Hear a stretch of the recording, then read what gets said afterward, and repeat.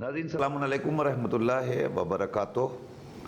میں نصیر اعظمی آپ کی خدمت میں حاضر ہوں زینبیہ چینل کا خصوصی پروگرام میزبانی خدا لے کر۔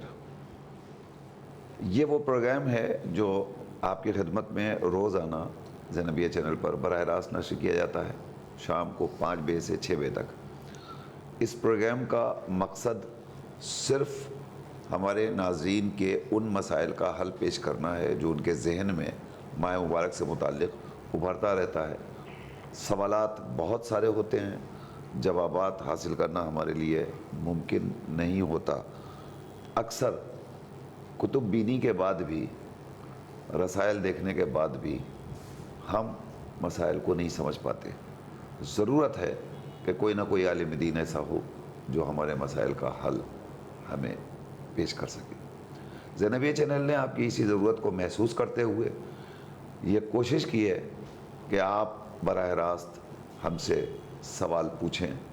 ہم آپ کا سوال عالم دین کی خدمت میں پیش کرتے ہیں اور عالم آپ کو جواب دیتے ہیں۔ آپ کے پاس ہمارا نمبر موجود ہے۔ آپ سے گزارش ہے کہ آپ کال کیجئے گا، لیکن ابھی مجھے 5-10 منٹ کا موقع دے دیجئے، اس کے بعد آپ کال کیجئے، اس لیے کہ ہم اس پروگرام کی ابتدا ہمیشہ یومیہ دعا سے کرتے ہیں۔ اس کے بعد پھر سوال جواب ہوں گے۔ آپ کے جوابات کے لیے ہم نے آج بھی وعدہ کیا ہے حجت الاسلام والمسلمین علی جناب مولانا سید روح ظفر رضوی صاحب قبلہ کو، مولانا موصوف زینبیہ چینل کے اسٹوڈیو میں اس وقت آپ کی خدمت میں حاضر ہیں۔ آئیے ہم مولانا کا خیر مقدم کرتے ہیں، استقبال کرتے ہیں۔ مولانا السلام علیکم ورحمۃ اللہ۔ السلام علیکم ورحمۃ اللہ۔ مولانا میزبانی خدا پروگرام کے تحت ہم آپ کا ایک بار پھر تہہ دل سے استقبال کرتے ہیں۔ خدا کا شکر ہے، اس نے توفیق دیا اور حاضر ہیں ناظرین کی خدمت میں انشاءاللہ۔ ناظرین، جیسا کہ آپ کے علم میں ہے کہ اس پروگرام کی ابتدا یومیہ دعا سے ہوتی ہے، اور یومیہ دعا یعنی وہ دعا جس کا ہمیں حکم دیا گیا ہے، جس کی تاکید کی گئی ہے کہ اس کا پڑھنا بہت موجب اجر و ثواب ہے، بڑی فضیلتیں ہیں۔ دعا تو ہم پڑھ لیتے ہیں، مگر اس دعا میں پروردگار ہم سے چاہتا کیا ہے، ہم سے مطالبہ کیا کر رہا ہے، ہم کو بتا کیا رہا ہے، ہمیں متوجہ کس طرف کر رہا ہے، یہ باتیں شاید ہمارے لیے سمجھنا آسان نہ ہو، اس لیے کہ دعا عربی میں ہوتی ہے۔ لیکن اس پروگرام میں دعا کے ساتھ ساتھ مولانا اس کی وضاحت کرتے ہیں، تشریح کرتے ہیں، تو ہمارے لیے اس دعا کے مفہوم کو سمجھنا آسان ہوتا ہے۔ آئیے ہم مولانا کی خدمت میں چلتے ہیں اور مولانا سے عرض کرتے ہیں آج کے دن کی دعا ہمارے ناظرین کی خدمت میں پیش کریں۔ اللہم صلی علی محمد وآل محمد۔ زمانے کے امام کے ظہور کی تعجیل کی دعا کے ساتھ بسم اللہ الرحمن الرحیم۔ اللہم ارزقنی فیہ الذہن والتنبیہ وباعدنی فیہ من الصفاحۃ والتنویہ واجعل لی نصیبا من کل خیر تنزل فیہ بجودک یا اجود الاجودین۔ اس دعا میں خدا کی بارگاہ میں ہم خدا سے مانگ رہے ہیں کہ خدایا ہمیں عطا کر، ہمیں رزق دے، ہمیں عطا کر ذہن اور ہوش ہمیں عطا کر، اور ہمیں دور کر نادانی اور گمراہی سے، اور ہمارے لیے وہ نصیب قرار دے جو کچھ تو نے نازل کیا ہے۔ اے بخشنے والے، اے جواد و کریم، اے بخشنے والے، اے سب سے بڑے بخشنے والے۔ یقیناً بہت سی نعمتیں خداوند عالم نے ہمیں عطا کیا ہے، اور کیونکہ پروردگار کی دی ہوئی نعمت ہے اور انسان اس میں کوئی خرچ نہیں کرتا، کوئی زحمت نہیں اٹھاتا، تو ان نعمتوں کے بارے میں انسان غور بھی نہیں کرتا۔ شاید اسی لیے معصوم نے ہمیں علیہ السلام نے ہمیں اس دعا کے ذریعے ہمیں بتایا ہے کہ انہی نعمتوں میں سے ایک بہت بڑی نعمت انسان کی ذہن اور حافظہ ہے، یادداشت کی قوت ہے، کہ جو خدا کی طرف سے دی ہوئی ہے، اور انسان پیدائشی طور پر پورا اپنا وجود جیسے خدا سے لیتا ہے، اس کے بارے میں جو خدا کی دی ہوئی نعمت ہے کوئی انسان اس کی قدر نہیں کرتا۔ کیونکہ مال دنیا خرچ کرے تو پھر اس میں احساس ہوتا ہے۔ اب یہ ذہن کے بارے میں یہ ہم سے کہا جا رہا ہے اس وقت کہ خدا کی ایک بہت بڑی نعمت جو کہ ذہن خداوند عالم نے ہمیں عطا کیا ہے، جسے ہم حافظہ کہتے ہیں، یادداشت کہتے ہیں، اس کے بارے میں ہم سے یہ کہا جا رہا ہے کہ خدایا ہمیں اس کو عطا کر، یعنی ہمارا حافظہ مضبوط رہے، قوی رہے، یہ کمزور نہ ہو۔ روایتوں کے مطابق حافظہ کمزور کیسے ہوتا ہے؟ گناہ کے ذریعے سے حافظہ کمزور ہوتا ہے۔ جو بیان کیا گیا ہے کہ اگر انسان گناہ کرتا ہے تو حافظہ یادداشت کمزور ہے۔ مثلا ایک بہت بڑی علت انسان کے یادداشت اور حافظے کمزور ہونے کی نامحرم کو دیکھنا۔ جب نامحرم کو دیکھتا ہے تو انسان کا حافظہ کمزور ہوتا ہے۔ ایک بزرگ دانشور کی خدمت میں کسی نے عرض کیا کہ میرا حافظہ کمزور ہو گیا ہے، میں کیا کروں؟ کہا تم گناہ کرتے ہو، اس لیے گناہ سے اپنے آپ کو بچاؤ۔ اور پھر انہوں نے اس بات کو ذکر کیا اس کی علت میں کہ علم ایک طریقے کی فضیلت اور برتری ہے، اور یہ علم جو فضیلت و برتری ہے اس کو خداوند عالم اس برتری اور فضیلت کو گناہگار کو نہیں دیتا۔ تو جب انسان گناہ کرتا ہے تو یہ علم انسان سے خود بخود کم ہوتا جاتا ہے، چھنتا جاتا ہے۔ لہذا گناہ سے بچنا ضروری ہے۔ جو گناہ کرنے والا ہے وہ کبھی بھی نہ مجتہد ہوتا، نہ بہت بڑا عالم ہوتا، نہ بہت بڑا کسی کمال کے درجے پر پہنچتا ہے۔ گناہوں کے ذریعے انسان ترقی نہیں کر سکتا۔ لہذا اگر چاہتے ہیں کہ اللہ کے بندوں کی خدمت کریں کسی بھی اعتبار سے زندگی کے کسی بھی قدم پہ، تو اس کے لیے ضروری ہے یہ کہ اپنے آپ کو گناہوں سے بچائیں تاکہ یادداشت اور حافظہ مضبوط رہے اور کہیں سے پھر کوئی مشکل نہ آنے پائے۔ ہمارے علماء کے بارے میں ملتا ہے کہ جو مراجع ہوتے ہیں جو تقریباً 100 سال کی عمر کے قریب ہوتے ہیں، لیکن ان کی یادداشت ویسے ہی مضبوط رہتی ہے۔ عربی گرامر کتاب آیت اللہ برجردی کے بارے میں ملتا ہے کہ سیوطی جو 14-15 سال کی عمر میں پڑھی جاتی ہے، 12 سال 14 سال کی عمر میں جو کتاب گرامر کی کتاب ہے سیوطی، جو شعر ہیں اس میں آیت اللہ برجردی بڑھاپے میں وہ گرامر کے اشعار پڑھا کرتے تھے۔ یعنی اس طریقے سے اشعار اور سب کچھ ان کے یاد تھے۔ حافظے کی تقویت کے لیے دعا ہے، قرآن کی زیادہ سے زیادہ انسان تلاوت کرے۔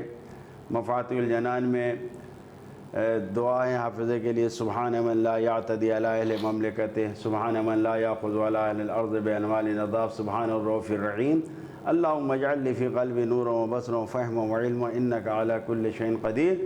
مفاتیح میں یہ دعا شروع میں ہی موجود ہے، وہاں سے اس کو دیکھ کے پڑھے۔ بہرحال اس سے حافظہ مضبوط ہوتا ہے۔ دوسرا جملہ یہ ہے کہ باعدنی فیہ من السفاہۃ والتمویہ، خدایا مجھے دور کر دے، بچا دے نادانی سے، جہالت سے، ایسی گناہیں کہ جس کو ہم بالکل انجانے میں انجام دے دیتے ہیں، ان چیزوں سے مجھے بچا دے۔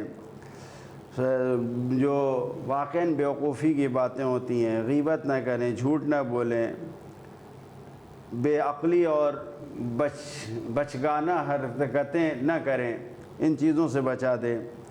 اور پھر تیسرا جملہ یہی ہے کہ وہ خیر مجھے اس میں میرا حصہ قرار دے دے جو تو نے نازل کیا ہے۔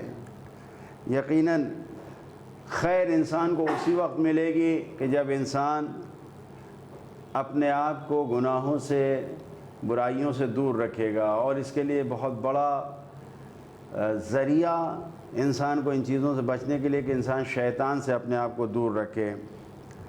خود نبی کریم نے پوچھا کیا میں تمہیں یہ نہ بتا دوں کہ تم شیطان سے دور رہو، اپنے آپ کو شیطان سے دور رکھو۔ جیسے ہی یہ کہا تو جو اللہ کے رسول کے پاس بیٹھے ہوئے تھے، آپ کے معتبر صحابہ نے پوچھا یا رسول اللہ بالکل بیان فرمائیے۔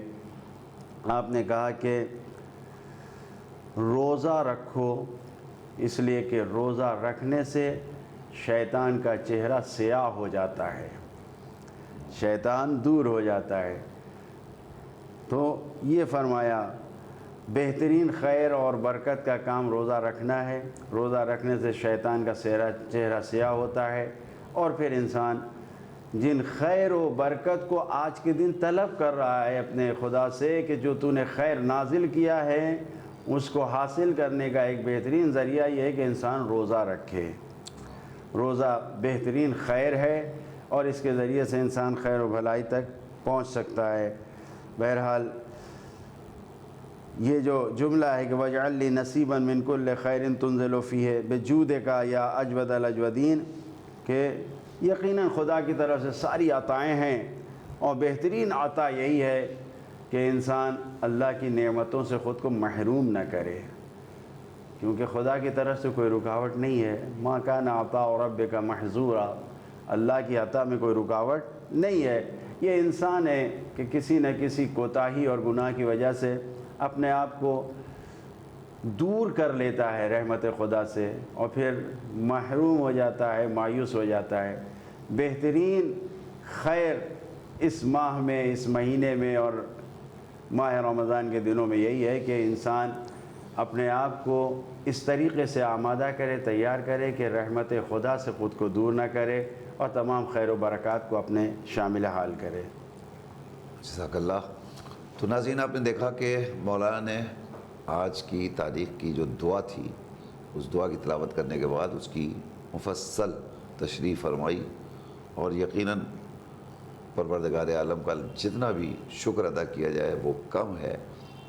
صحیح معنوں میں جو حق بندگی ہے وہ تو ہم ادا کر ہی نہیں سکتے، لیکن بندگی کا حق ادا کرنے کی کوشش تو کر ہی سکتے ہیں۔ پروردگار یہ چاہتا ہے کہ ہم تو تمہیں بخشنے کے لیے تیار ہیں، تمہارے اوپر رحم و کرم کرنے کے لیے تیار ہیں، مگر تم ہماری بارگاہ میں آؤ، دست طلب بڑھاؤ، دست سوال بڑھاؤ، ہم سے مانگو، ہم سے پوچھو، ہماری بارگاہ میں سر نیاز خم کرو، ہم تمہیں سب کچھ دینے کو تیار ہیں۔ ناظرین، یہ مہینہ جو ماہ مبارک رمضان کا ہے، یہ مہینہ یقیناً انتہائی خیر و برکت کا مہینہ ہے۔ اس مہینے میں ہمیں روزہ رکھنا ہے، روزے کا حکم دیا گیا ہے، مگر روزہ کب سے رکھیں، کب تک رکھیں، کیسے رکھیں، روزے کی قبولیت کے مدارج کیا کیا ہیں، یہ سارے مسائل ایسے ہیں جو ہمارے ذہن میں آتے، اور جب مسائل آئیں گے تو مسائل کا حل بھی ہم کو چاہیے۔ زینبیہ چینل کی یہی کوشش ہے کہ اس پروگرام میں آپ اپنے سوالات ہمارے پاس بھیجیں، درج کرائیں، اور آپ کے مسائل کا حل عالم دین کی زبانی آپ خود دریافت کر لیں۔ لہذا وقت ہو گیا ہے، آپ ٹیلی فون اٹھائیے، اور ہمارا نمبر آپ کے سامنے بالکل اسکرین پہ موجود ہے۔ جو لوگ ٹی وی پہ دیکھ رہے ہیں، چینل پہ دیکھ رہے ہیں، وہاں نیچے دیکھیے آپ ایک اسکرول چل رہا ہے، اس کے اوپر بھی ہمارا نمبر موجود ہے، اور سامنے جو بورڈ ہے اس پر بھی ہمارا نمبر موجود ہے، اور آپ اگر محفوظ کرنا چاہیں تو نمبر محفوظ بھی کر سکتے ہیں۔ ہمارا نمبر ہے 96-196-48-993۔ اس نمبر کو آپ نوٹ کر لیجئے، اسی نمبر کے اوپر کال کیجئے، اور ہم آپ کے مسائل ابھی لیں گے اور مولانا کی خدمت میں پیش کریں گے۔ جب تک آپ کے ٹیلی فونز آتے ہیں اور آپ کے مسائل آتے ہیں، ہم خود مولانا کی خدمت میں چلتے ہیں۔ اور مولانا، چونکہ یہ مہینہ پروردگار کا مہینہ ہے، جسے اللہ نے خود شہر اللہ قرار دیا ہے، اور اس مہینے میں ہمارے لیے شرف کا باعث یہ ہے کہ اس نے ہمیں اپنا مہمان بنایا ہے، یعنی خود میزبانی کر رہا ہے اور ہم کو مہمانی کا شرف دے رہا ہے۔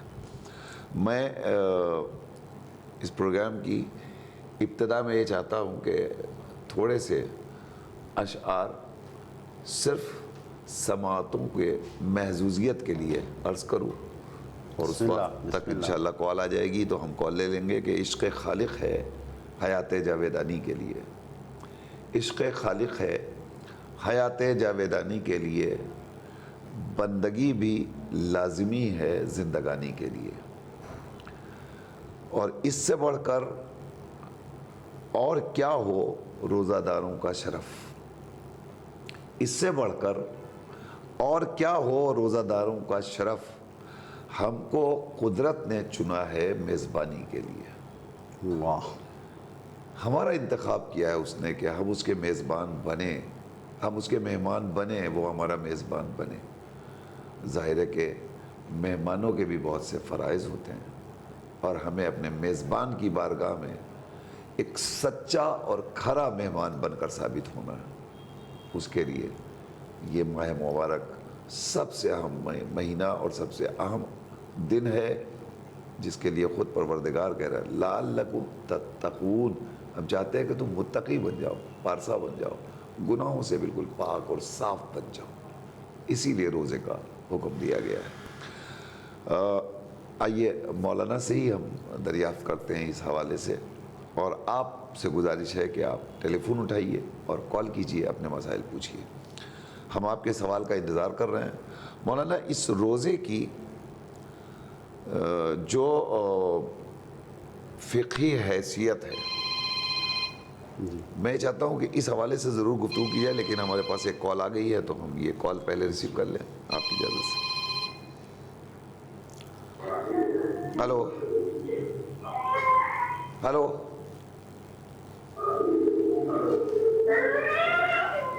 ہلو، السلام علیکم۔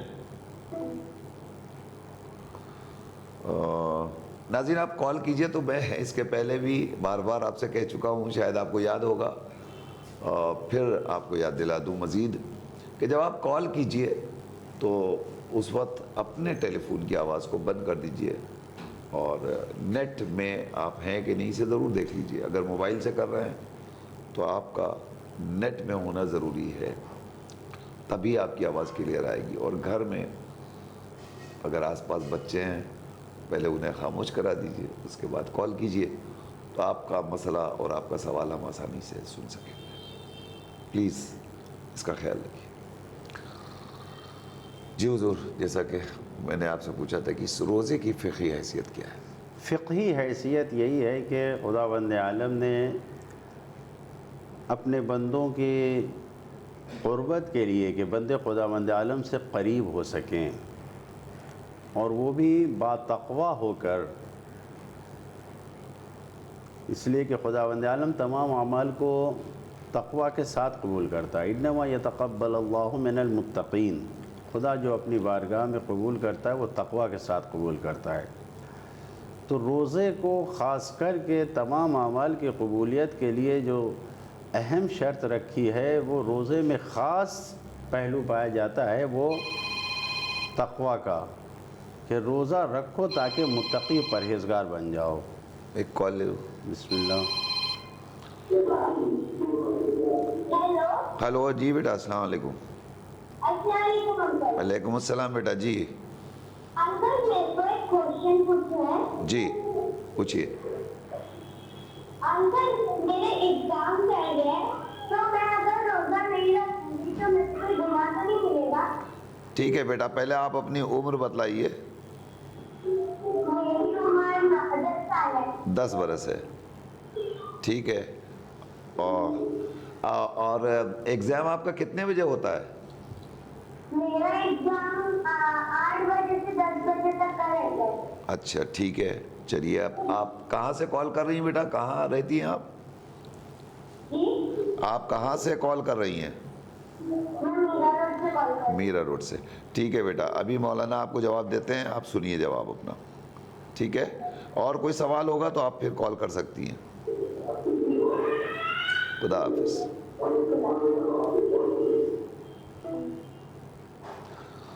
جی حضور۔ تو روزے کی فقہی حیثیت یہ ہے کہ تمام احکام کی طرح روزہ بھی واجب قرار دیا گیا ہے، جس طریقے سے گزشتہ امتوں پہ واجب تھا، کتب علیکم الصیام، اسی طریقے سے اس امت پہ بھی واجب قرار دیا گیا ہے۔ اور اس کی شرعی حد یہی ہے کہ اذان صبح سے لے کے اذان مغرب تک اس کا وقت ہے، اور مستحب اور بہتر یہ ہے کہ انسان مغرب کی 3 رکعت نماز پڑھنے کے بعد افطار کرے۔ سحر کا وقت اذان صبح ہے، اذان صبح کے وقت ختم ہو جانا چاہیے، یعنی سحر کا جو آخری وقت ہے وہ اذان صبح ہے۔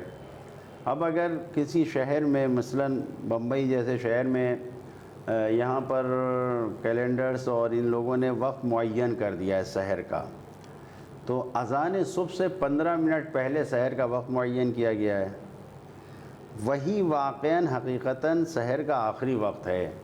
اب یہاں پر بامبے جیسی جگہ پہ جہاں پر وقت معین کر دیا گیا ہے سحر کا، تو اذان کو معیار نہ بنائیں، کیونکہ اذان کا جو ہے وہ احتیاطاً وہ سحر کے 15 منٹ کے بعد رکھی گئی ہے۔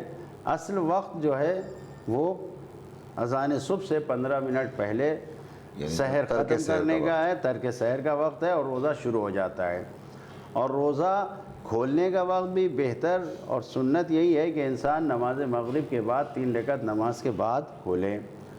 معتبر روایتوں میں ہے اور متفقہ طور پر ہے، نہ یہ کہ صرف ہمارے یہاں بلکہ اہل سنت کے یہاں بھی روایتوں میں ہے کہ خود نبی کریم صلی اللہ علیہ وآلہ وسلم اور ائمہ معصومین علیہ السلام بن جملہ مولائے کائنات، ان کی کتابوں میں ملتا ہے کہ نبی کریم اور ان کے چاروں خلیفہ نماز مغرب کے بعد افطار کرتے تھے۔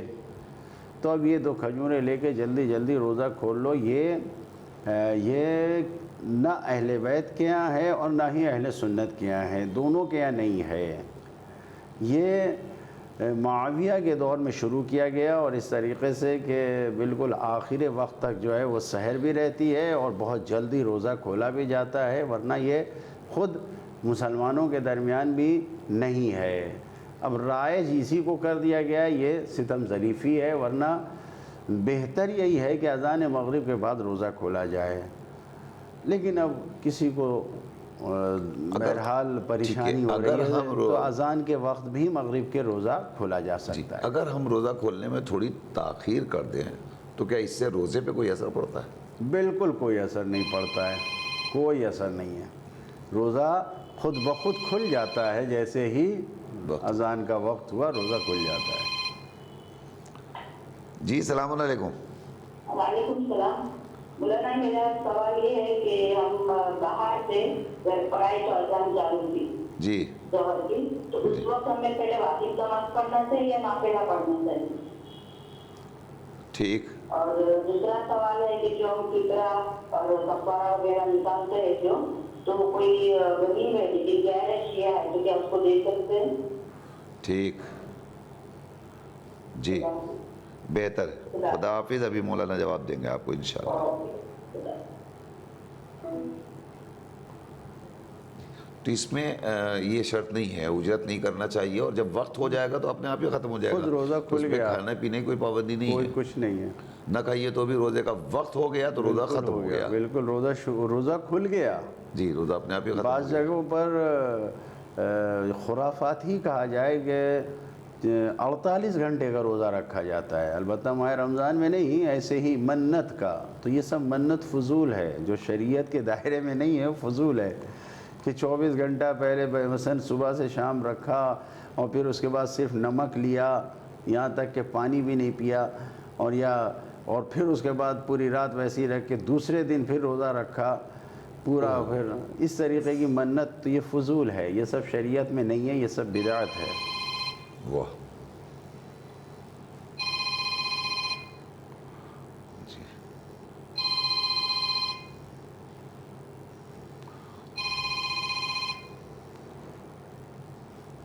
ہیلو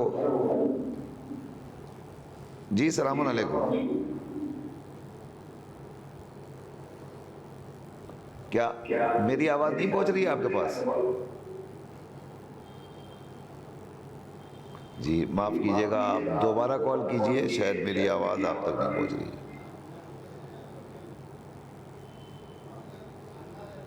جی حضور۔ تو روزہ جو ہے وہ اذان صبح سے شروع، اذان مغرب پہ ختم ہو گیا۔ اب انسان واقعاً جو روزہ رکھ رہا ہے، اب اگر اذان مغرب پہ اس نے نہیں کھایا نہیں پیا تو روزہ کھل گیا۔ ضروری نہیں ہے کہ ہم کھا پی کر، ایک بہت اچھا میسج آج بھیجا کسی دوست نے، بسم اللہ نے۔ हेलो। हेलो, अस्सलाम वालेकुम। जी वालेकुम अस्सलाम। मैं 60 इयर्स की हो रही हूँ, मैं रोजा नहीं रख सकती हूँ। जी तो लोग क्या करने थे, ये मेरा एक पकवाड़ा कुछ कहता है, अरे नमाज पढ़ती हूँ तो भी करती हूँ। जी, आप कहाँ से कॉल कर रही हैं? जी, आप कहाँ से कॉल कर रही हैं? कहाँ से? अच्छा, ग्रैंड रोड से। जी बेहतर है। और कोई सवाल है आपका? नहीं यही सवाल है, तो क्या जरूरत है? अभी मौलाना आपको जवाब देते हैं इंशाल्लाह। ठीक है, ठीक। और हमारा ये प्रोग्राम रोज़ आता है 5 बजे से 6 बजे तक। आप इसे देखती रहिए और जो भी मसला पूछना हो आप बराह रास्त पूछ सकती है इंशाल्लाह। ठीक, खुदा हाफिज़, खुदा हाफिज़, खुदा हाफिज़।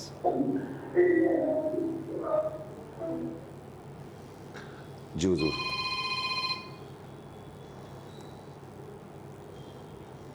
Hello, hello.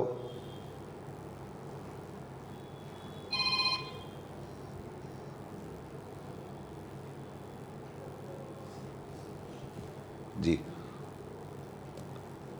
एक सवाल आया है सकीना पाका बांद्रा से हुजूर के। हम बाहर थे, बाहर से घर में आए। जब घर में आए ज़ोहर का वक्त था, अज़ान हो रही थी। तो अब अज़ान हो रही है तो ऐसे आलम में क्या हुक्म है? हम नाफिला पढ़ें फिर वाजिब अदा करें, या वाजिब और वाजिब पढ़ ले तो फिर नाफिले के लिए क्या हुक्म होगा? अव्वल वक्त का अगर हासिल करना है तो आप जो है वो उसी वक्त वाजिब को अदा करना है। अलबत्ता अगर कोई इंसान पाबंदी से नाफिला अदा करता है तो बेहतर यही है कि पहले नाफिला अदा करे और फिर वाजिब नमाज पढ़े। ताख़ीर नहीं होगी और उसे अव्वल वक्त का ही सवाब मिलेगा, वो अव्वल वक्त में ही हिसाब होगा। अच्छा जी, वाह। जो तो ये तो बहुत बेहतर मसले का हल मौलाना ने बता दिया आपकी खिदमत में कि जो नाफिले का पाबंद है वो अज़ान हो रही है, अज़ान के बाद नाफिला अदा करे, नाफिले के बाद वाजिब नमाज पढ़ ले बिला फासला, तो नमाज वाजिब के अव्वल वक्त का भी सवाब उसे हासिल हो जाएगा और नाफिला भी मुकम्मल हो जाएगा इंशाअल्लाह। जी, इनका एक दूसरा सवाल ये है हुजूर कि जो हम फ़ितरा या सदका वगैरह निकाला करते हैं तो इसमें देने के लिए क्या शर्त है?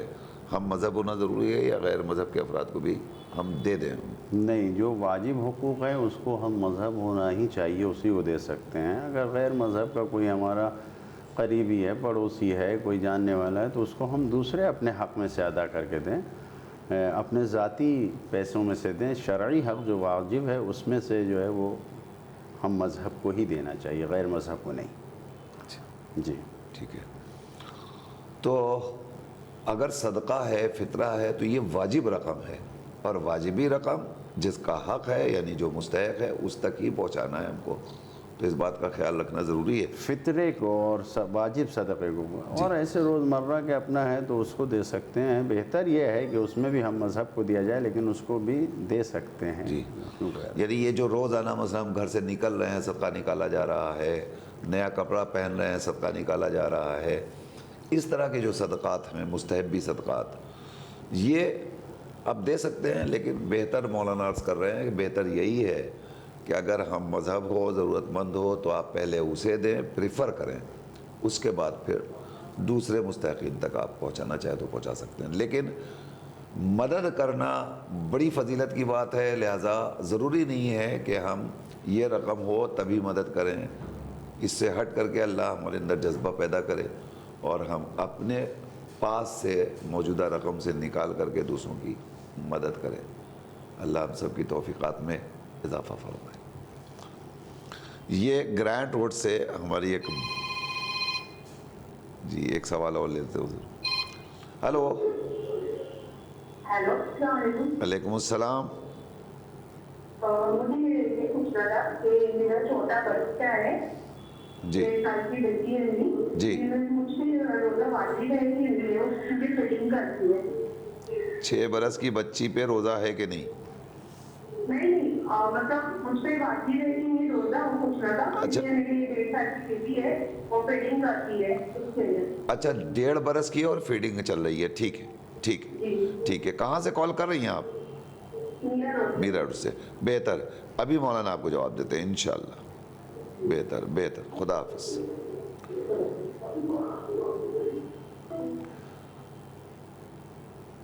जी हुजूर, ये ग्रैंड रोड से टेलीफोन है हुजूर के 60 बरस की हैं, बुज़ुर्ग हैं, रोज़ा नहीं रख सकती हैं, ऐसी सूरत में उनके लिए क्या हुक्म शरीयत है? रोज़ा तो रखना वाजिब है। अगर उम्र का जिस्म का और उम्र का तकाज़ा ये है कि अब नहीं बर्दाश्त कर सकती, तो फिर माह रमज़ान ख़त्म होने के बाद, बुज़ुर्गी है और कहूलत सिन है, तो माह रमज़ान ख़त्म होने के बाद ये हर रोज़े के बदले में एक फ़िदिया अदा करें। अच्छा। कोई गुनाह नहीं है, कुछ नहीं है, फ़िदिया अदा करें। एक फ़िदिया वही जो बताया जा चुका है, 750 ग्राम अनाज है, गेहूँ या चावल या आटा। जी, तो एक फ़िदिया 750 ग्राम गेहूँ या चावल या अनाज जो भी आप खाती हैं, 750 ग्राम यानी पौना किलो, ये एक रोज़े के एवज़ आपको देना है। मौलाना आज ये कर रहे हैं कि रोज़ा बहरहाल वाजिब है, रोज़ा तो रखना पड़ेगा। अब अगर बीमारी और अलालत है तो आपको रोज़ा गुज़रने के बाद 1 बरस इंतज़ार करना है। उस 1 बरस के अंदर अगर कभी भी किसी महीने में भी अगर आप सेहतयाब हो गई हैं और महसूस कर रही हैं कि रोज़ा रखा जा सकता है, तो आप रोज़ा रख लीजिए। 10 रोज़े रख सकती हैं, 10 रखिए, 5 रख सकती हैं, 5 रखिए, बाकी जितने रह जाएंगे उसका फ़िदिया निकाल देंगे। मगर 1 साल तक आपको पूरा रोज़ा रखने का इंतज़ार करना है कि कब हम सेहतमंद हों और कब हम रोज़ा रखें। जब आपको यकीन हो गया कि अब हम नहीं रख सकते और दूसरा माह मुबारक आ गया, तो अब आप पूरे महीने का या जितना छूटा है उतने रोज़े का कफ़ारा निकाल सकती हैं। निकालना वाजिब है। और अगर ये एहसास हो कि मसलन ऐसी कोई अलालत, ऐसी बीमारी है कि हमें मालूम है कि अब नहीं रख पाएंगे, तो क्या साल भर इंतज़ार करना ज़रूरी है? अगर इस उम्मीद पे खुदा से उम्मीद, इंतज़ार की उम्मीद रखे कि शायद खुदा सेहत दे दे और रख ले, और अगर नहीं तो वाजिब उसी वक्त है कि जब अगला माह मुबारक आ जाएगा तभी देना है। इस मरतबा नहीं रखा, इंसान इस यकीन पर है कि नहीं होगा और हालात ऐसे हैं, तो फिर वो 30 दिन जब माह मुबारक ख़त्म हो तो फितरे के साथ फ़िदिया भी अदा कर दें, कोई हर्ज नहीं इंशाअल्लाह। तो ये ज़रूरी है कि 1 साल आप इंतज़ार कीजिए, उसके बाद इंशाअल्लाह अगर नहीं रख पाई हैं तो आपसे किसी किस्म का कोई मुआख़ज़ा नहीं है, कोई सवाल नहीं है, बस इसका फ़िदिया दे दीजिएगा। हमारी एक बेटी है हुजूर, मीरा रोड से, 10 बरस की, उसने सवाल किया है। उसने कहा हमारे एग्ज़ाम्स चल रहे हैं और हमको रोज़ाना ज़ाहिर एग्ज़ाम में जाना है, आना है, और बच्चे तो टेंशन का भी शिकार होते हैं, तो ऐसे आलम में वो पूछ रही है कि रोज़े के लिए हम क्या करें? नहीं, 10 रोज़ा रखना तो वाजिब है, मगर यह है कि बहुत ज़्यादा सख्ती और वाक़यान मशक्क़त और बर्दाश्त नहीं है बिल्कुल, कि इंसान के जिस्म पर इंसान को नुक़सान पहुँचेगा और तबीयत ख़राब हो जाएगी, कमज़ोरी ऐसी आ जाएगी कि इम्तिहान छूट जाएगा, तो ही रोज़ा जो है वो छोड़ सकते हैं, बस इस मजबूरी में कि जो वाक़ईन बर्दाश्त के काबिल ना रह जाए। वरना रोज़ा तो बहरहाल रखना है किसी भी तरीक़े से, चाहे सुबह 8 बजे इम्तिहान है तो सुबह सहरी वग़ैरह खा के आराम करके उठ के जाए, और एग्ज़ाम सारी पढ़ाई वग़ैरह सब रात में जैसे भी करना हो करें कि एग्ज़ाम दे के आके फिर आराम से सो जाए, ये करें। लेकिन ज़रूरी यही है, यानी बेटा, आप चूँकि उम्र आपकी 10 बरस की है, आप पर रोज़ा वाजिब है, तो रोज़ा तो आपको रखना पड़ेगा अनटिल एंड अनलेस कि अगर कोई खुदा न खास्ता बीमारी, कोई दुख, कोई तकलीफ़ है तो वो एक अलग मसला है। लेकिन सिर्फ़ इसलिए कि इम्तिहान चल रहा है तो इसको बहाना नहीं बनाया जा सकता। आप इम्तिहान देती हैं और अगर कहीं आपकी घूमने फिरने की प्लानिंग हो तो आप लौट करके आएंगी और खुशी खुशी तैयार होंगी और घूमने चली जाएंगी, या कोई और दूसरा प्रोग्राम होगा, तो दायरे के ऐसे आलम में आप उस काम को अंजाम देती हैं कि नहीं देती हैं? बिल्कुल वैसे ही रोज़ा तो वाजिब है। 2 घंटे का एग्ज़ाम है, आप सुबह जाइए, एग्ज़ाम दे के आइए और उसके बाद दिन भर कोई काम ना कीजिए, آپ اے سی چلائیے اور سکون سے سو جائیے اور ممی سے کہیے ممی مجھے ڈسٹرب نہ کیجیے گا ورنہ میرا روزہ خراب ہو جائے گا. تو آپ اس طریقے سے روزہ رکھ سکتی ہے انشاءاللہ. بہرحال روزہ رکھنا ہے. حضور میرا روڈ سے ہی ایک سوال اور ہے. ہماری ایک بہن ہے, انہوں نے سوال کیا ہے کہ ہم 1.5 برس کی بچی ہے آغوش گود میں, اور ظاہر ہے کہ 1.5 برس کی بچی ہے تو اس کو فیڈنگ وغیرہ بھی کرانا ہے. ایسے صورت میں ان کے لیے روزے کا کیا ہوگا؟ نہیں, یہ تو اجازت ہے کہ اگر بچے پہ ضرر ہو رہا ہے یا خود پہ ضرر آ رہا ہے بچے کو, تو اس میں روزہ ان کے اوپر واجب ہے, لیکن یہ چھوڑ سکتی ہیں.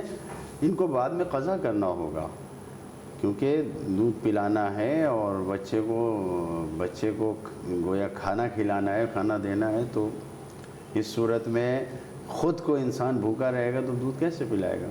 لہذا جو بھی مائیں دودھ پلا رہی ہیں اور روزہ رکھنے سے ان کے دودھ پہ اثر پڑے گا تو روزہ انہیں نہیں رکھنا ہے, بعد میں انہیں قضا کرنا ہے. اور خدا نخواستہ اگر یہ کسی بیماری یا کسی وجہ سے ماہ مبارک کے بعد دودھ چھوڑانے کے بعد قضا نہیں کر پائیں اور دوسرا ماہ مبارک آ گیا تو فدیہ دینا ہوگا, لیکن یہ قضا باقی رہے گی.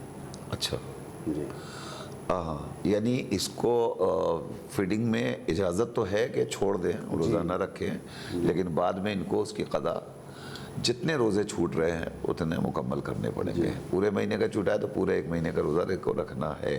جی. اس کے بعد میں ایک کال اور لے لیتا ہوں. ہلو. ہیلو, السلام علیکم. جی علیکم السلام.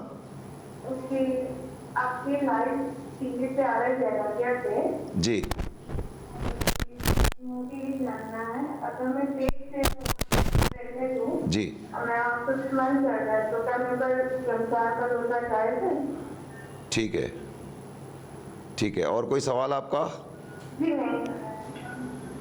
بہتر ہے, ابھی جواب دیتے ہیں مولانا. آپ کہاں سے کال کر رہی ہیں؟ میں ممبئی سے. ممبرا سے. بہتر ہے. آپ یہ پروگرام روز دیکھیے, روزانہ سوال جواب کا پروگرام 5 بجے سے 6 بجے تک براہ راست ہے. میں ٹی وی چالو ہی ہے میری. جی انشاءاللہ انشاءاللہ. میں دیکھ رہی ہوں. بالکل بالکل مولانا, ابھی آپ کو جواب دے رہے ہیں انشاءاللہ. اللہ صحت دے انشاءاللہ. خدا حافظ. خدا حافظ. شکریہ.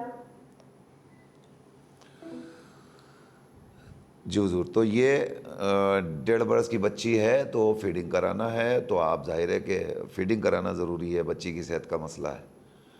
اور اگر آپ روزہ رکھیں گی تو آپ کی صحت کا مسئلہ ہو جائے گا. تو ایسی صورت میں اجازت ہے کہ آپ روزہ چھوڑ دیجئے, بچی کی صحت کا خیال رکھیے, اپنی بھی صحت کا خیال رکھیے, لیکن جب ماہ مبارک گزر جائے اس کے بعد پھر آپ یہ پورے روزے بھریے گا. اور اگر آپ نے پورے مہینے پورے سال گزرنے کے بعد بھی روزہ نہیں رکھا, نیکسٹ رمضان جب اسٹارٹ ہوا تو پھر آپ کو فدیہ بھی دینا ہوگا, اور یہ قضا تو بہرحال آپ کے ذمہ رہ جائے گا. یعنی اس کے بعد کے برس میں, یعنی وہ ماہ مبارک گزرنے کے بعد پھر ان کو یہ روزہ بھرنا ہی پڑے گا. جی, تو بھرنا تو پڑے گا آپ کو. تو بہتر یہ ہے کہ جب اللہ آپ کو صحت دے, اس قابل ہو جائیں, تو آپ انشاءاللہ روزہ رکھ لیں. ٹھیک ہے. اچھا, یہ حضور ابھی ممبرا سے ہماری ایک بہن کا سوال ہے کہ ہم حاملہ ہیں اور 6 منتھس کا بیچ میں بچہ ہے, تو ایسی صورت میں ہم کیا کریں روزے کے لیے؟ یہ تو اپنے جو بھروسے مند ڈاکٹر ہیں ان سے پوچھیں کہ اگر روزہ رکھنے سے اس بچے پہ اثر پڑے گا تو نہیں رکھ سکتی روزہ, پھر ان کے لیے روزہ ان سے معاف ہے, اور یہ پیدائش کے بعد جس طریقے سے بھی ہوگا اس کو قضا کریں گی. یہ ایسا نہیں ہے کہ معاف ہو جائے. روزہ ہر حال میں خداوند عالم نے اس روزے کو اپنے بندوں کو اپنے سے قربت کا ذریعہ قرار دیا ہے, تو روزہ قضا کرنا تو ضروری ہے. ہاں, لیکن کیونکہ ابھی بچہ ہے پیٹ میں, اس لیے جو جیسا ڈاکٹر کہیں احتیاطاً روزہ نہ رکھیں, اور اس کھانے پینے کا اپنا خیال کر کے اس بچے کو پالیں جو ابھی شکم میں جو انسان کے کھانے پینے سے پل رہا ہے. اور جب پیدائش ہو جائے اس کے بعد جو ابھی مثلاً 6 مہینے کا 3 مہینے کے بعد پیدائش ہوگی تو پھر اب وہ اگلے ماہ رمضان تک بھی دودھ پلانا ہے, تو یقیناً قضا نہیں ہو پائے گا. تو فدیہ ادا کر دیں اور پھر اس کے بعد جب بھی وقت ملے اس کو قضا کریں. یہ فدیہ پہلے ادا کر سکتی ہے؟ نہیں, یہ ماہ رمضان آنے تک ہی یہ الحمدللہ خداوند عالم نے بہت بڑا رحم و کرم کیا ہمارے لیے. جو احکام بیان کیے گئے ہیں ہمارے لیے، شریعت نے جو پیغام دیا وہ یہی ہے کہ کہیں پر بھی سختی اور مشکلات میں نہیں ڈالا گیا ہے کہ آج 30 ماہ رمضان جب ہوتا ہے، جیسے ہی عید آتی ہے تو اس کے بعد سے لے کے 11 مہینے تک کا وقت ہے کہ ہم قضا کر لیں، اور اگر قضا نہ کر پائے کسی بھی وجہ سے تو پھر اگلا ماہ رمضان آنے سے پہلے اس دن ہم کو فدیہ دینا ہے. اچھا، اس دن نہیں دیا تو پھر جب موقع ملے، مگر جی فوراً فدیہ واجب ہو گیا. اب واجب ہو گیا. جی ابھی صرف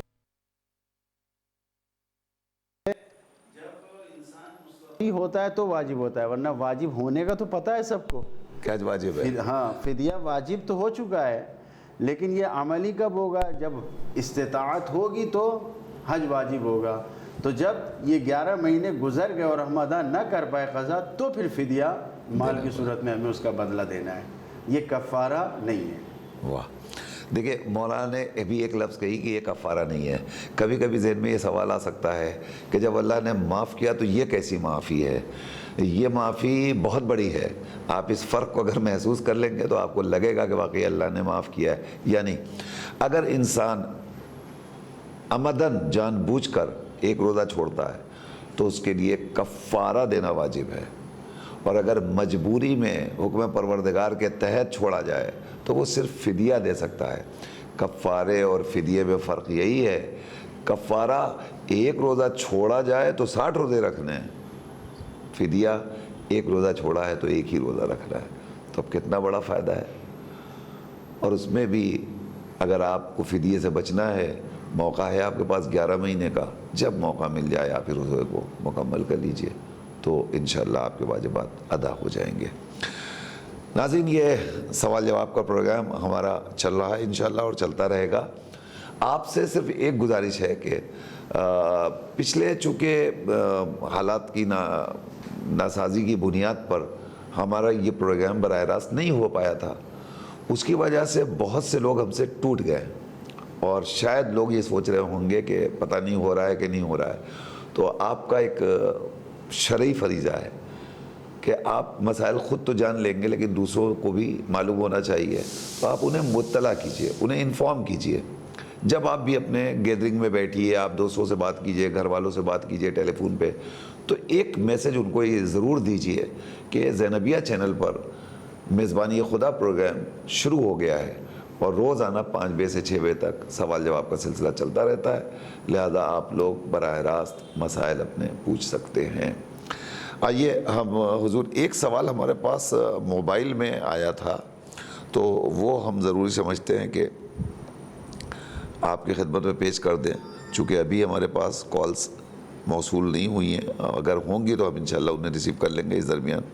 آپ جی، کال آ گئی ہے، پہلے ہم کال ہی لیتے ہیں چونکہ ہمارا پروگرام براہ راست ہے. یہ ہلو. ہلو، السلام علیکم. وعلیکم السلام ورحمۃ اللہ.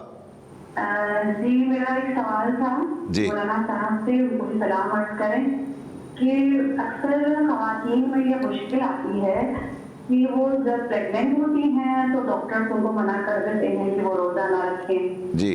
اور پھر وہ جب ولادت ہو جاتی ہے تو بچے کو فیڈ کرانے کا مسئلہ آتا ہے، تب وہ ان کا ماہ رمضان جاتا ہے. اور اسی طرح سے وہ دوبارہ پریگننٹ ہوتی ہیں اور دوسرا بچہ آ جاتا ہے. مسلسل میں خواتین کے یہ مسئلے آپ سے پوچھنا چاہ رہی ہوں کہ خواتین اس مسئلوں میں بہت الجھ جاتی ہیں.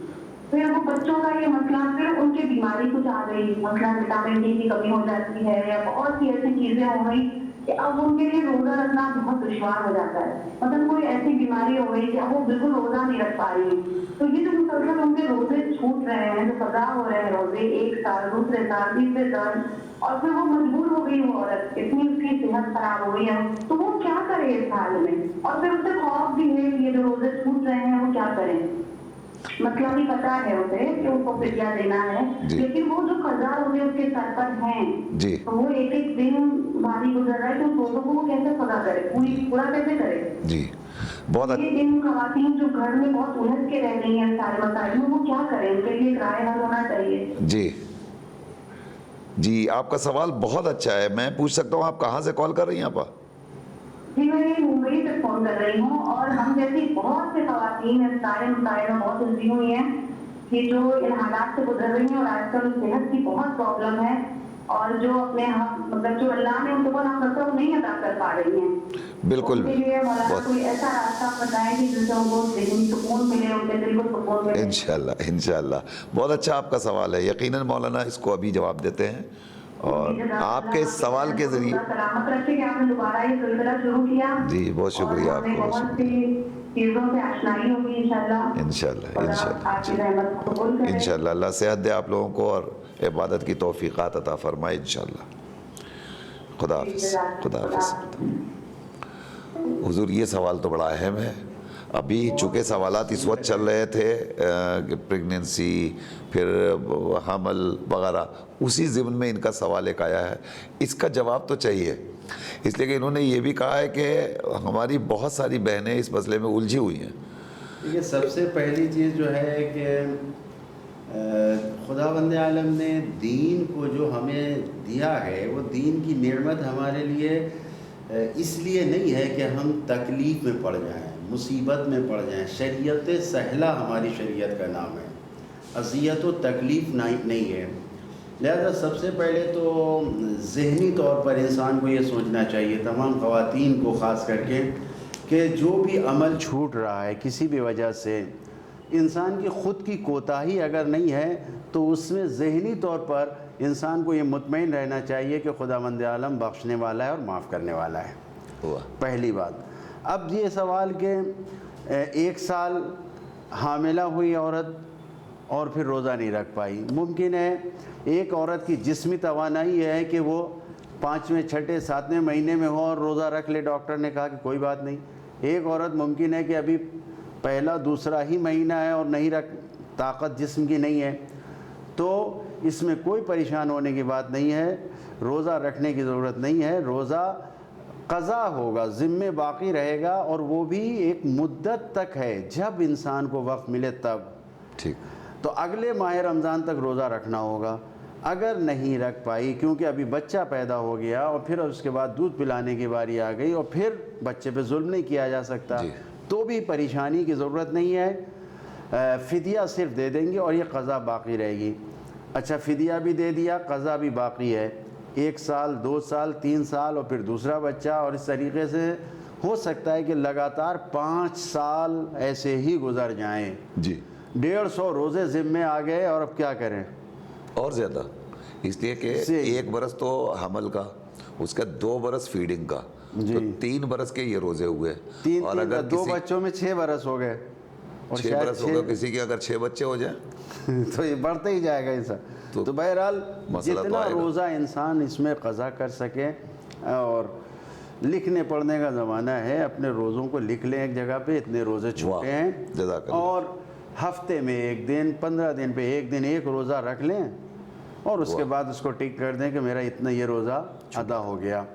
پھر بھی اگر خدا نخواستہ اتنا کمزور ہو گیا انسان، فدیہ ادا کر چکا ہے، جسم کی طاقت اجازت نہیں دے رہی ہے، تو پھر خداوند عالم سے استغفار کرے. خدا بخشنے والا ہے، معاف کرنے والا ہے، کیونکہ خداوند عالم نیتوں سے باخبر ہے.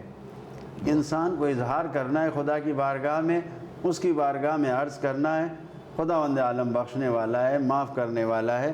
یقیناً کوتاہی خود سے نہیں کیا ہے، لہٰذا انسان اس کے گناہ میں نہیں پڑے گا، عذاب میں نہیں جائے گا، کیونکہ پوری کوشش یہ ہے. جی مردوں سے زیادہ عورتوں کو یہ کوشش رہتی ہے کہ ہمارا روزہ نہ چھوٹنے پائے. مرد تو کہیں سفر میں گیا تو روزہ چھوٹ جاتا ہے، لیکن عورتیں سفر نہیں کرتی ہیں کہ روزہ نہ چھوٹنے پائے.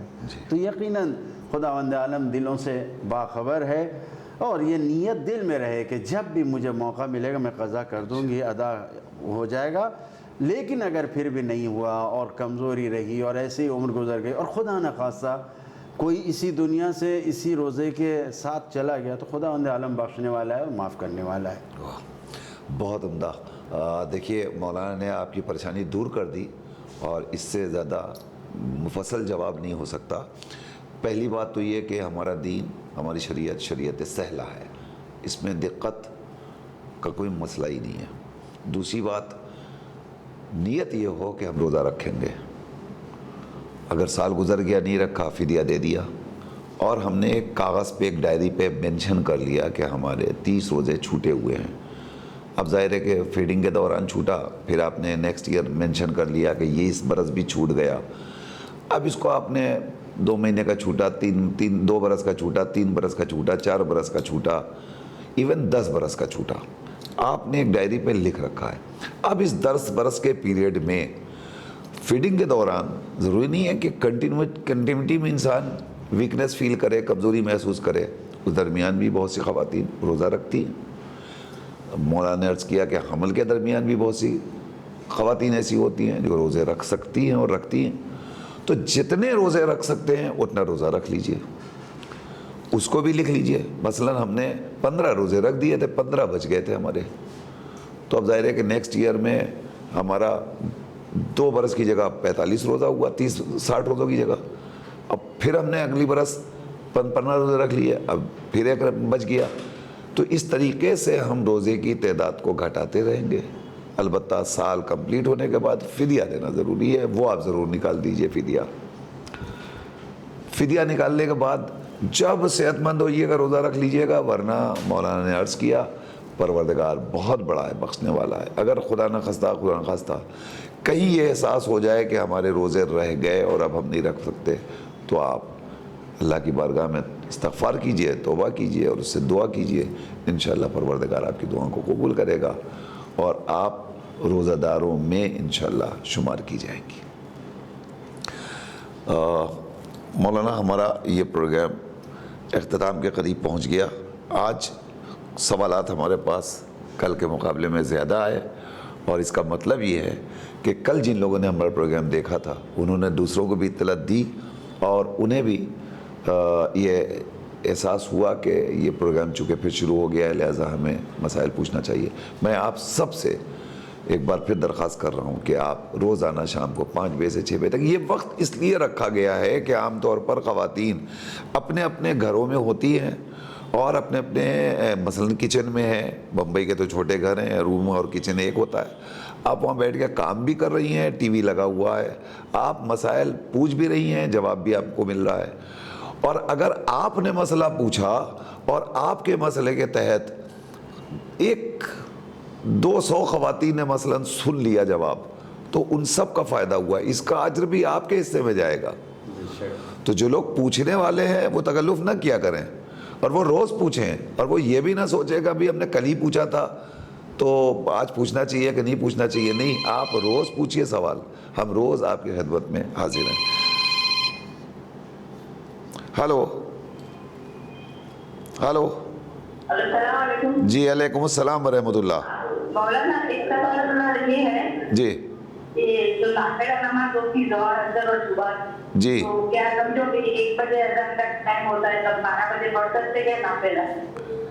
ٹھیک۔ اور دوسرا میرا یہ ہے سوال کہ ہر سال انعام رہتا ہے، اس سال انعام نہیں ہے کیا پہلا دوسرا نمبر کا؟ جی دوسرے سوال کا جواب تو ہم آپ کو بعد میں دیں گے، جی، اس لیے کہ یہ آفیشیل مسئلہ ہے، لیکن پہلے سوال کا جواب مولانا ابھی آپ کو دے رہے ہیں انشاءاللہ۔ خدا حافظ۔ جی نماز کا وقت انہوں کا 1 بجے ہوتا ہے، نافلہ ہم 12 بجے پڑھ سکتے ہیں کیا؟ غالباً یہ ظہر کی نماز کے لیے کہا ہے انہوں نے، اور مثال کے طور پر 1 بجے ہوتا ہے تو یہ بمبئی جیسی جگہ سے شاید اگر کال ہو تو یہ 1 بجے ایک وقت معین کیا گیا ہے مومنین کی سہولت کے لیے کہ 1 بجے اذان ہوتی ہے اور 1 بجے، ورنہ 12:30 بجے، یعنی بمبئی جیسی جگہ میں 12:25 سے لے کے 12:59 تک کے درمیان کوئی بھی وقت ہوتا ہے، اول وقت جو زوال کا ہوتا ہے، تو 12:24-25 ہے وہ بھی ہے، اول وقت زوال نماز کا وقت ہے، اور 12:59 تک جاتا ہے۔ تو اس لیے جب نماز کا وقت ہوتا ہے زوال کا، اسی وقت آپ کو نافلہ بھی پڑھنا ہے، تو پہلے سے نافلے کا وقت نہیں ہوگا، لہذا نافلے کا وقت اسی وقت ہوگا جب زوال کا وقت ہے اور جب زوال کا مثال کے طور پہ آج کل 12:42 43 پہ کچھ اگر اذان ہے تو اسی وقت زوال کا وقت ہوگا، اسی وقت نافلے کا بھی وقت ہوگا، اور اس کے بعد جو ہے وہ پہلے نافلہ پڑھیں پھر مغرب نماز پڑھیں۔ بہتر ہے، تو جو اول وقت ہے اسی وقت نافلہ پڑھنا ہے، اس کے بعد پھر نماز پڑھنا ہے، بہتر۔ ہلو ہلو ہلو جی، میرا خیال ہے ہمارا وقت مکمل ہو چکا ہے، لہٰذا اب جو کال آئے گی وہ ہم آج نہیں ریسیو کر پائیں گے، آپ انشاءاللہ کل 5 بجے ہمیں کال کیجئے تو ہم آپ کی کال لے پائیں گے انشاءاللہ۔ مولانا، ہمارا پروگرام اختتام کو پہنچ گیا، ہم چاہتے ہیں کہ ایک بار پھر آپ ہمارے تمام عبادت گزاران اور روزہ داران کی صحت یابی کے لیے ایک دعا ضرور فرما دیں۔ خداوند عالم کی بارگاہ میں دعا کرتے ہیں کہ تمام خدمت کرنے والے دین کی، اور جس طریقے سے بھی خدمت کر رہے ہیں ممبر سے یا اس چینل کے ذریعے یا جس طریقے سے بھی دین کی خدمت میں مصروف ہیں، بخصوص اس چینل کے جو سرپرست ہیں، علماء کرام، سب جو کسی بھی بیماری اور کسی وجہ سے کمزوری میں مبتلا ہیں، خداوند عالم سے دعا کرتے ہیں کہ خداوند عالم جلد از جلد انہیں شفا اور صحت عطا فرمائے، اور تمام دنیا بھر میں تمام مریضوں کو خداوند عالم شفائے کامل عاجل عطا فرمائے۔ خداوند عالم سے دعا کرتے ہیں کہ ہمارے اس بزم کی برکت سے جو کچھ اس نے ثواب رکھا ہے ہمارے امام کے ظہور میں تعجیل فرمائے۔ وآخر دعوانا ان الحمدللہ رب العالمین۔ بہت بہت شکریہ ناظرین، ہمارا یہ پروگرام یہیں اختتام کو پہنچا۔ انشاءاللہ کل آپ سے پھر ملاقات ہوگی ٹھیک 5 بجے۔ آپ بھی ہمارے ساتھ جڑیے گا اور دوسروں کو بھی جوڑنے کے لیے گزارش کیجیے گا۔ خدا حافظ، فی امان اللہ۔